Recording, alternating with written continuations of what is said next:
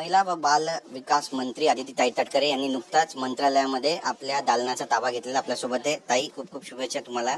आणि कसं वाटतं पुन्हा एकदा महिला बाल विकास? आनंद आहे आणि दीड पावणे 2 वर्ष हे खातं सांभाळण्याची जबाबदारी मला महायुतीच्या सरकारमध्ये मिळाली. पुन्हा एकदा महायुतीचं सरकार जोमाने कामाला लागलेलं असताना राज्याचे मुख्यमंत्री फडणवीस साहेब, उपमुख्यमंत्री शिंदे साहेब आणि आदरणीय आमचे नेते आणि उपमुख्यमंत्री दादा यांच्या मार्गदर्शनाखाली मंत्रिमंडळामध्ये आणि या विभागामध्ये अधिकाधिक चांगलं काम करण्याचं उद्दिष्ट आहे. मंत्र्यांचा पायगुण पण एक शुभ असायला लागतो आणि तो तुमचा शुभ असं वाटतं. महिलांना आधीच 1500 रुपये आलेत खात्यामध्ये, बहिणीचा हप्ता.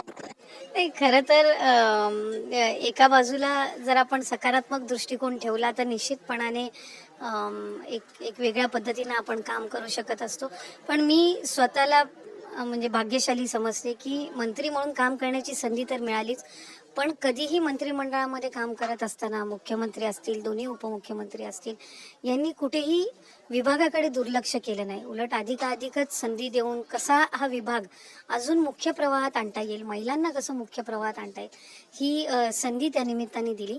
आणि त्या संधीचं एक सोनं करण्याचा प्रयत्न विभाग म्हणून आम्ही केला. त्याचे पडसादही सकारात्मक उमटले. माझी खात्री आहे की महिलांना मुख्य प्रवाहामध्ये अधिकरित्या आणण्याच्या दृष्टिकोनातून पुढच्या कालावधीमध्ये मुख्यमंत्री आणि उपमुख्यमंत्र्यांच्या मार्गदर्शनाखाली आम्ही काम करू. आणि महिला बाल विकास मंत्रालय आहे तुमच्याकडे, त्यामुळे महिला सक्षमीकरणासाठी, महिलांच्या विकासासाठी आणि जी कुपोषित बालकं आहेत महाराष्ट्रामध्ये त्यांच्यासाठी काही प्लॅन आहे का तुमच्याकडे?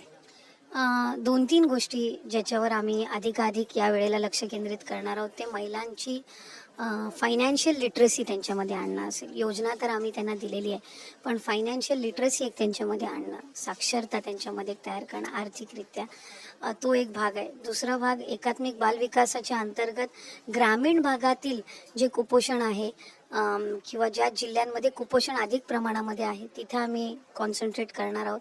आणि शहरी भागामध्ये सुद्धा जास्तीत जास्त लक्ष केंद्रित करून शहरी भागातील जे कुपोषित बालकं आहेत किंवा एक म्हणजे त्याच्यामध्ये दोन्ही ओबेसिटी असेल किंवा कुपोषण असेल, या दोन्ही गोष्टींकडे अधिकाधिक लक्ष देण्याच्या दृष्टिकोनातून आम्ही काही निर्णय घेतलेले आहेत. आज सुद्धा पहिला निर्णय आम्ही त्या संदर्भातला घेतलेला आहे. ग्रामीण भागासहित शहरी भागामध्ये एक सकारात्मक आणि एक पाऊल उचलण्याच्या दृष्टिकोनातून. आणि त्याचबरोबर ज्या आमच्या मुख्य सेविका आहेत त्यांच्या पदांच्या संदर्भामध्ये सुद्धा आज एक निर्णय घेण्यात आलेला आहे. त्यामुळे सकारात्मक पद्धतीनं आज विभागाचा पदभार स्वीकारत असताना कामाची सुरुवात झालेली आहे. विरोधकांना काही सल्ला देऊ इच्छिता? बरीच टीका केली तुमच्या योजना, लाडक्या बहीण योजना बंद होईल, महिलांना पैसे मिळणार नाहीत आणि बहिणींच्या नवऱ्यांना दारुड्या बनवण्याचा सरकारचा कुठेतरी डाव दिसतोय, अशा पद्धतीची पण टीका झाली. काय सांगा? जितकी त्यांनी टीका केली तितकं सकारात्मक पद्धतीनं आणि अजून जोमाने आम्ही कामाला लागलो आणि त्याचे पडसाद सुद्धा एक सकारात्मक आपल्याला पाहायला मिळाले.